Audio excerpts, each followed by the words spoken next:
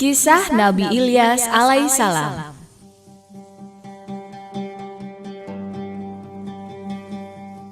Kisah Nabi Ilyas alaihissalam memang tidak banyak diceritakan dalam Al-Quran.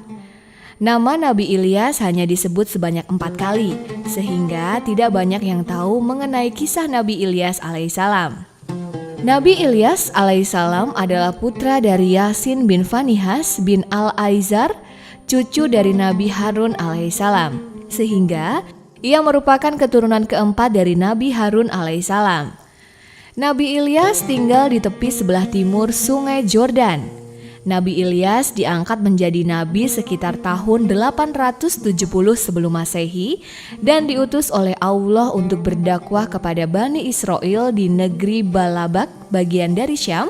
Itu adalah sebuah daerah di Libanon.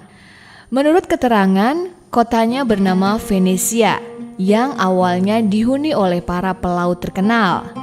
Mereka menyembah berhala yang berbentuk seorang wanita yang bernama Bala.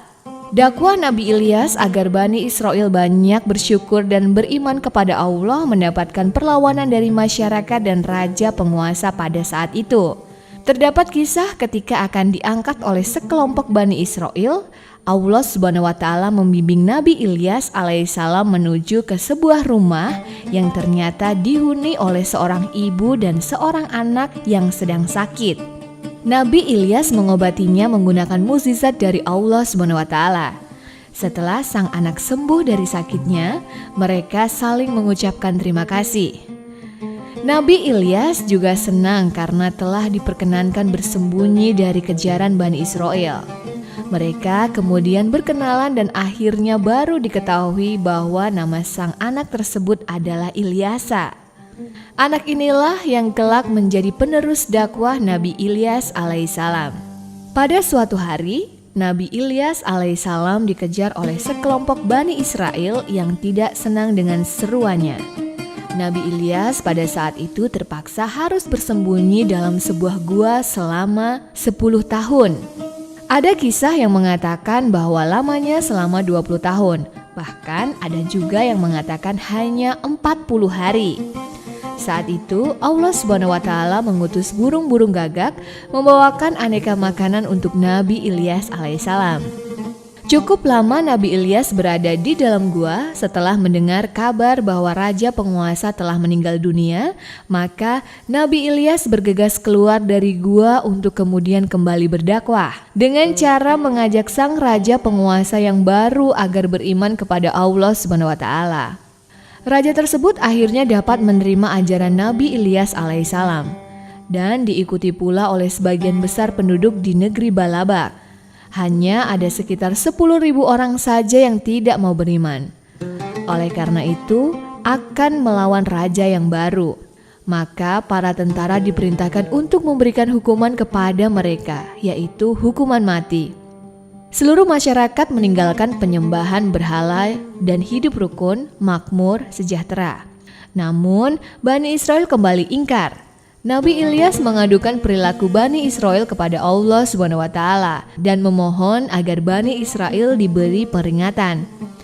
Tak lama kemudian Allah menurunkan kemarau panjang di negeri Syam. Masyarakat banyak yang berebut air dan perkelahian terjadi di mana-mana. Kekacauan melanda seluruh negeri, hingga suatu hari ada sekelompok yang menemui Nabi Ilyas alaihissalam.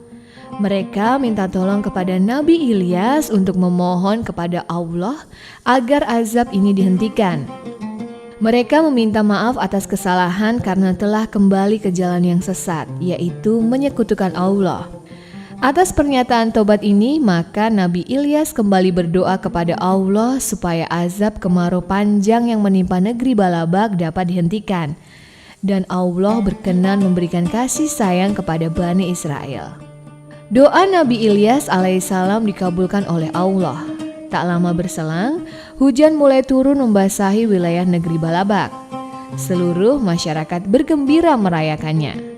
Wilayah Syam menjadi subur dan makmur. Namun tak disangka beberapa berselang, Bani Israel kembali kufur. Bahkan mereka mengolok-olok Nabi Ilyas. Nabi Ilyas alaihissalam meninggalkan Bani Israel yang terus mengejeknya. Setelah itu, Allah SWT menurunkan azab yang lebih berat dan lebih dahsyat, yaitu berupa panas yang membuat orang-orang bergelimpangan dan binasa.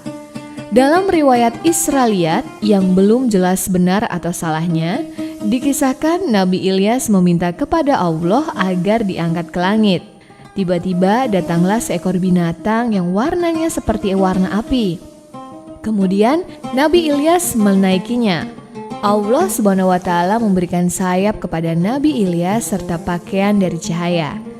Selain itu, Allah SWT juga mencabut lezatnya makanan dan minuman dari Nabi Ilyas alaihissalam, sehingga ia menjadi sosok manusia bumi seperti malaikat langit.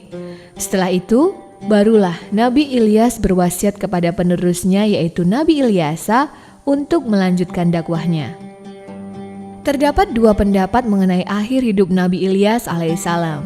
Pendapat pertama menjelaskan bahwa Nabi Ilyas alaihissalam masih hidup.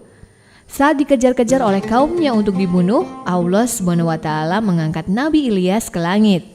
Ada pula yang berpendapat bahwa saat itu ketika ia ingin dicabut nyawanya, Nabi Ilyas memohon agar tetap hidup supaya dapat terus berzikir kepada Allah SWT, sehingga Allah mengangkatnya dan menempatkannya di suatu tempat untuk terus berzikir hingga akhir tiba. Sementara pendapat kedua menerangkan bahwa Nabi Ilyas meninggal dunia karena sakit dan usianya yang sudah tua. Makhul meriwayatkan dari Ka'ab al-Ahbar bahwa ada 4 nabi yang masih hidup. 2 orang berada di bumi, yaitu Nabi Khidir alaihissalam dan Nabi Ilyas alaihissalam, sedangkan 2 orang lagi berada di langit, yaitu Nabi Idris alaihissalam dan Nabi Isa alaihissalam.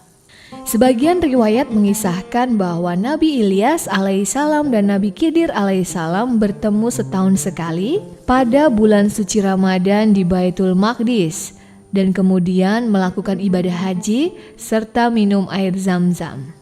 Demikian kisah Nabi Ilyas alaihissalam, semoga dapat menambah keimanan kita kepada Allah SWT.